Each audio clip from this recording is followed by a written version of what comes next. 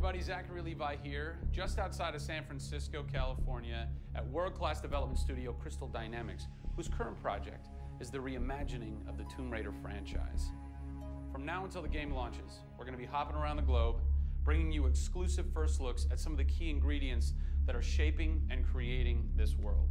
First stop, Digital Domain, Los Angeles, California, to meet one of the most crucial pieces of the Tomb Raider puzzle, Lara Croft herself.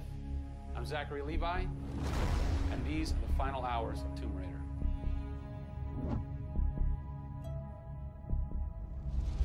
Digital Domain.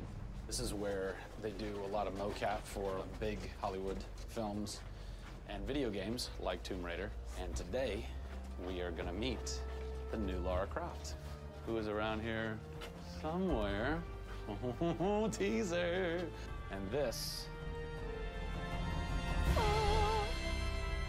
is where the magic happens. I think that might be the new Lara Croft.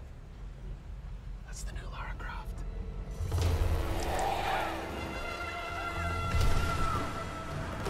Since 1996, many actors have played the part of Lara Croft, but for the reboot of this franchise, the team conducted an exhaustive international search for someone who could bring a whole new level of emotion to a character who's become so familiar. In late 2010, a young English-born actress was chosen to become one of the most recognizable characters in video games. My name is Camilla Luddington. I'm a British actress living in Los Angeles. I am the voice and character of Lara Croft, the British heroine. When I was first approached for it, I really felt overwhelmed at the honor of playing an icon like Lara Croft. I think I screamed in my car, actually, when I heard that I got the role. Lara Croft, one of the most iconic female characters in all of gaming. This is really her origin story, how Lara became the super badass that she is in later years. She is just a young, naive, perhaps 21-year-old who has a thirst for adventure. We're used to seeing Lara Croft as just the cold-hearted, almost killer, and she's a badass and everything, but I think in this, you see her struggle. You can do this, Lara. Please come and get me. When we went through the process of looking for actresses the world over, I mean, this was Europe, this was LA, we had hundreds and hundreds of actresses that were whittled down, and we ended up with Camilla. She had sort of that rawness that we wanted. Was somebody who not only wanted the part, but was willing to push her character into that emotional area that we wanted. Let's learn a little bit about Camilla. Where are you from? I am from a town in England called Ascot in Berkshire. And it's like those things you wear around your neck. Really didn't do TV or film or anything until I got here in Los Angeles. But really, I had a stage background, which I also think helps though with this because this is almost feels like performing on a stage. Yes! So here we are. This is performance capture stage. The volume. The volume, they call it. That's interesting. You'll have to explain that to me later. I don't know why. I think maybe it's like a measurement thing, like height and width and depth. I'm gonna go with yes. Creates volume. Yeah. Math nerd. And you also do get nifty props. Yes. And what's a fun fact about this? Careful. You can hit somebody. Jeez. Wow. Is that they'll put Velcro on this, and they'll be like, okay, you're gonna have a gun and another gun, and they'll just stick to you. How much Velcro does a bazooka need to stay on tightly? A lot. There had to have been a lot of pressure as far as being the new Lara. It was intimidating. Did you go run around in the woods? Did you go hunt boar with a bow and arrow? Well, what's funny is I actually did archery when I was a kid. Really? Yeah. At the time, you're thinking, why do I need archery? When am I going to use a bow and arrow? And now I know why. Interestingly enough. No! Is Lara a video game icon? A sex symbol? I think she's both. Oh! Obviously, she's a game icon, but I also think she's a sex symbol because she fights for what she believes in. She's courageous, and I think those things are sexy. The shorts are gone. That's a bummer. Which I'm sure most guys will think is a bummer. I like her new look. Yes, she's still gorgeous, but now she's a person. Camilla brings truth. She is truly breathing life into Lara Croft. And when Lara is supposed to be going through an emotional scene, you'll see tears streaming down Camilla's face, and it's real. People ran over to her, like, are you okay? Like, she's got mascara running and tears streaming down her cheeks, and she's like, oh yeah, And you're like, wow. When I got this role at first, I did not even know that I would be crying so much. I just thought I'd be kicking butt. That was the Lara that I thought I'd gotten myself into. This was some of the most emotionally and physically draining work that I'd ever done.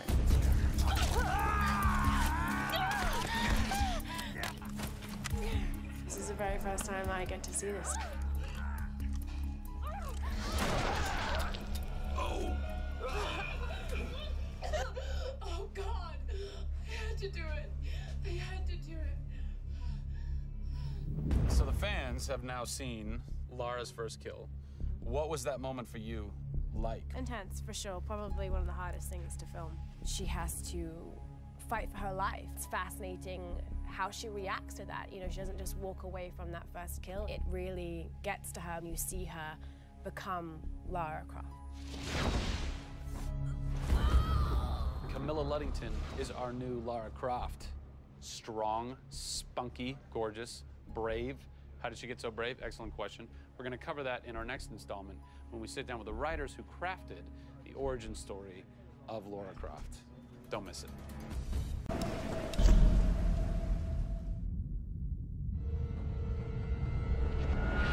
Hey everybody, Zachary Levi here in the heart of London's famous West End. Behind me is BAFTA, the British Academy for Film and Television Arts. Why are we here? Excellent question. For starters, Tomb Raider, the series, has garnered a lot of love and accolade from BAFTA over the years. Some of the key players on Crystal's dev team are BAFTA LA members. And to top it all off, legendary video game composer Jason Graves is a BAFTA winner. We're going to catch up with him in just a bit, but first, a little trip to Raleigh, North Carolina, where we go behind the scenes at Jason's recording studio. These are the final hours of Tomb Raider.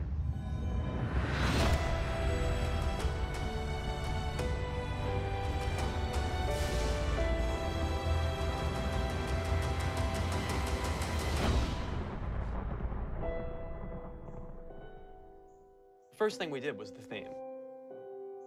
There have been many composers in the games or the films, but they've always used the original theme. They said, we want to start with a clean slate, new theme. I did it on piano, very simple. I was really scared just to send it because I'm like, I don't know, I think this really works, I think I like it. We ended up taking that exact theme. The first demo I sent was on the first trailer. That exact same arrangement.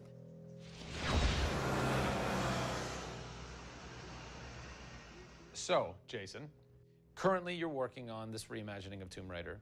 When you're taking on a new project, what are the things that attract you to that project?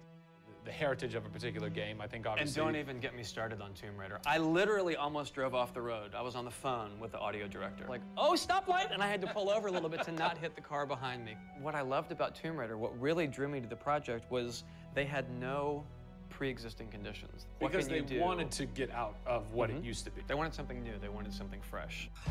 Jason's done hundreds of games by this point.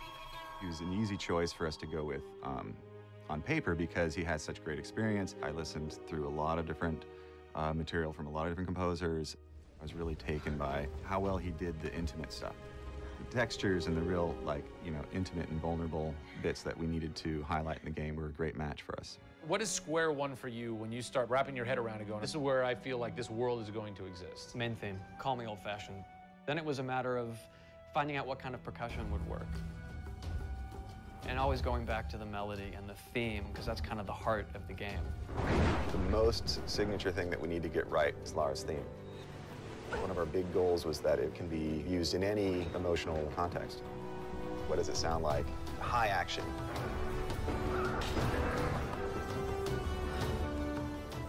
What does it sound like when she's in pain?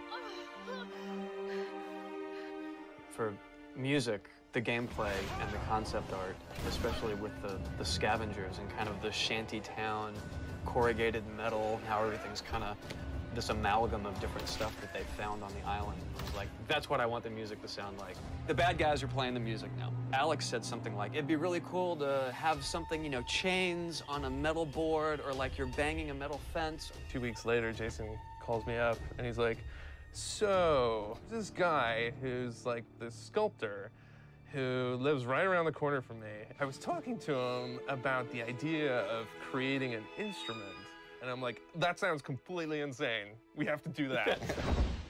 Tackling the score to one of the most iconic franchises in the world brought a unique challenge. How best to capture the emotional timbre of the characters and island in music? People, I give you the instrument.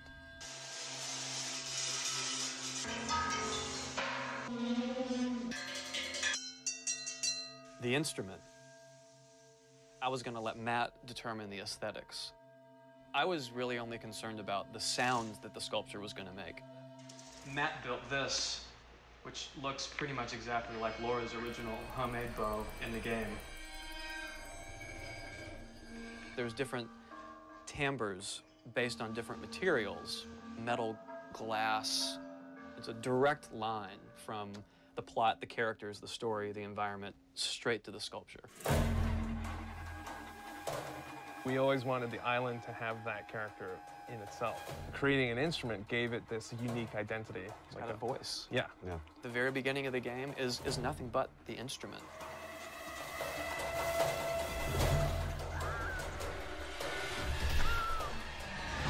Who do you look at in video games or in film that you go, what they've done has shaped who I am and what I do for a living? They're all dead, unfortunately. What? Yeah, I know. It's classical composers. All classical? Yeah, I'm kind of going directly back to the source. Yeah. Prokofiev's, Tchaikovsky. Even for some of the scary stuff, you've got Penderecki, who's a Polish composer. Actually, he's still alive. It kind of goes back to ballets or opera, which is kind of the precursor to film and video games. You know, they were telling a story. Yeah. That's what I love about that music. It tells a story. Even if you don't know the plot, you can listen to it. And film music's the same way. It's tough with games to do things that are subtle. You want to make Lara relatable, make her realistic. Another one. She went down over there. Tell her story from the beginning and show how she became the superhero she becomes. One of the first things that I ask any developer is the emotion. Because to me, that's the biggest thing that music can do in a tenth of a second. The music just, it nails the emotion. Wow, that was amazing, huh? I personally don't think I've ever sounded so good in an interview before, although Jason, Jack, and Alex are audio savants, so that would make perfect sense. I cannot wait to jump into this game, not just for the amazing action, but the emotion and mood and tone that they're going to set with their incredible skill. Tune in next time for a special secret announcement that is going to change the way you play Tomb Raider forever. See you soon.